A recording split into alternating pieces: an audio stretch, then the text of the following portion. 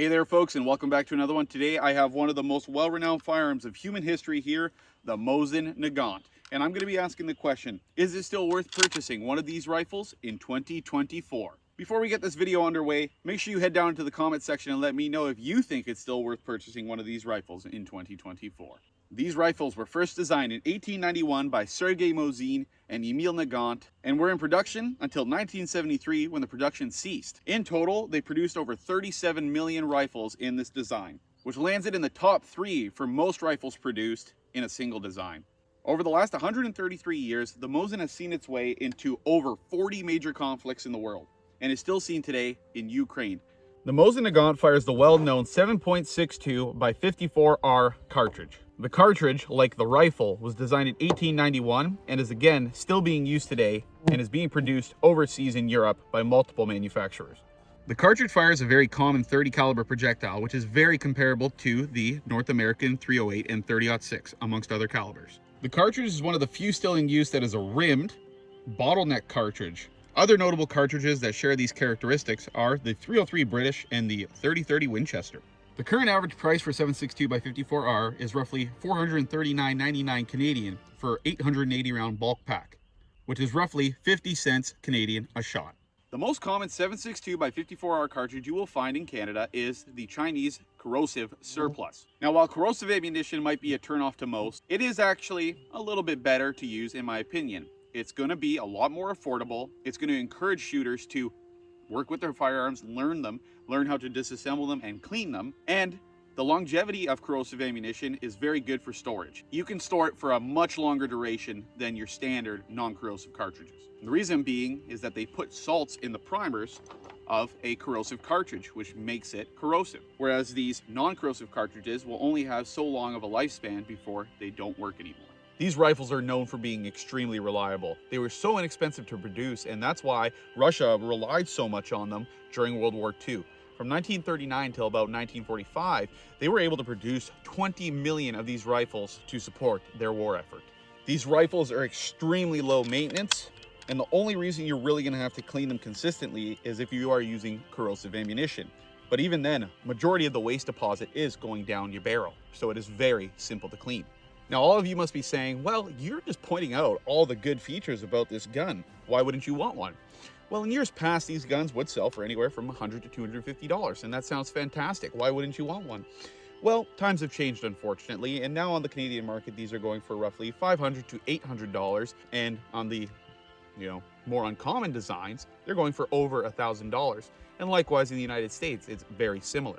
Some of the more notable rifles that are sought after are the earlier models. They were produced with a lot more care than these later models like I have here, a 1943. Prior to 1937, these rifles had a hex receiver design.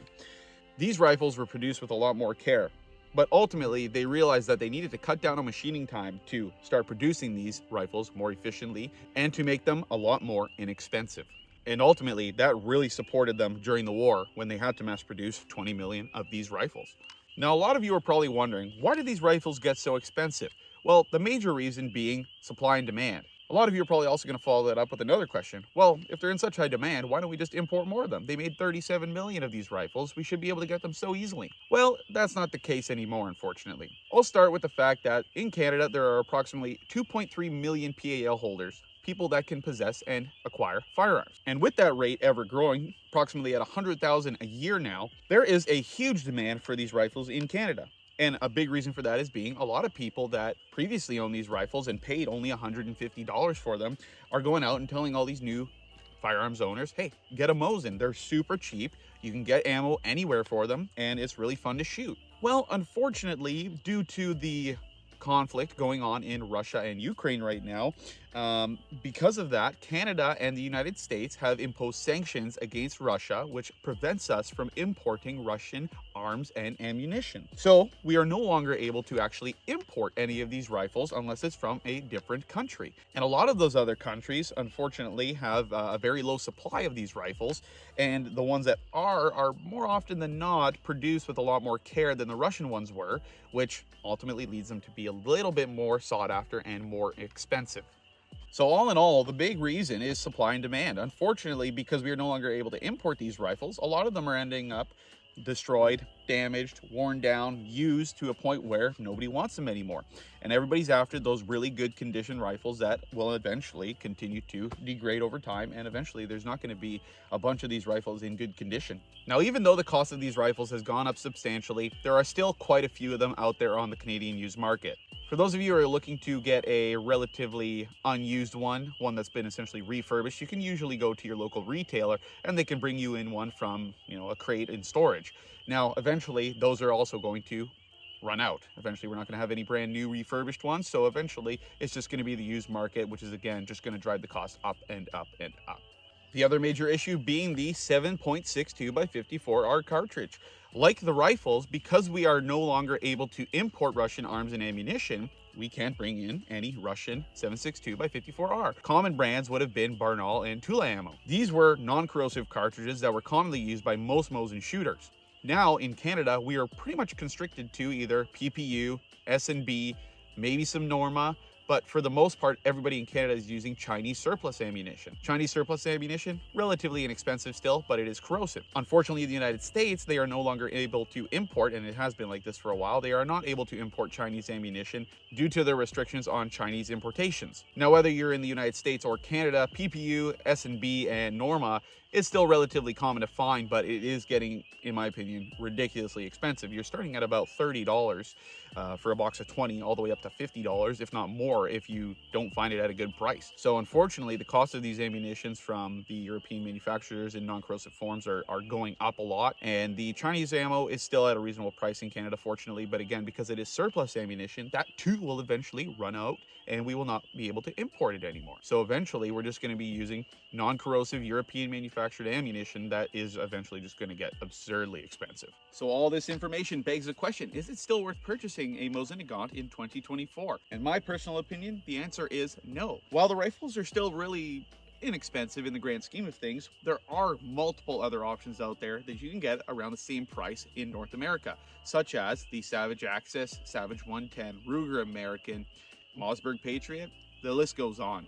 And all of these firearms that I've mentioned are going to come in common North American calibers, such as .308, 30-06, and 6.5 Creedmoor. You can get those all for relatively inexpensive in comparison to a non-corrosive cartridge that you use in your 7.62 by 54R Mosin Nagant. Right now in Canada, I can get some .308 and 6.5 Creedmoor ammunition as low as $25. It's very inexpensive. $25 for a box of 20, I should rephrase that. But if you're to go into Chinese surplus ammunition in a 7.62 by 54R, obviously that's going to, of course, beat out a .308, 30-06, or a 6.5 Creedmoor, but that's because it's corrosive surplus ammunition. If they had a surplus cartridge in Canada for a .308, 30-06, you're going to get it a lot more expensive too. Now, while these rifles are still relatively inexpensive in 2024, and they are still fairly common, like I said previously, these are just going to continue dwindling down. Same with the ammunition. It's going to get to a point where everything's just going to skyrocket. So in my opinion, the only reason I would be buying one of these is if you are enjoying the historical factor of these rifles, or even to buy them and save them for the future if you want to sell them off in the future. Now, with the uncertainty of the war going on in Ukraine and Russia right now, that's where the big factor is going to come in. The second everything goes back to normal, per se, and hopefully we can import these rifles again, the cost is going to go back down. There's still so many rifles over there that we're going to import if it ever gets to that point. Now, again, with the uncertainty of that happening, for now, I am personally going to avoid buying one of these rifles. I have one, I like it, but I do feel more inclined to part ways with it and buy something that's a better North American option. Alrighty folks, and that is all for my opinion on if you should be buying a Mosin Nagant in 2024. Now, like I said before, I want you all to head down to the comment section and let me know before and after if you still think it's worth buying one of these rifles in 2024. I would love to hear what you all have to say and to share your opinions. Thank you all so much for watching today's video. I really hope you all enjoyed it. If you did, remember to leave a like down below, leave a comment if you have any feedback, and consider hitting that subscribe button because it would really support my channel. Have a good one, folks. Take care.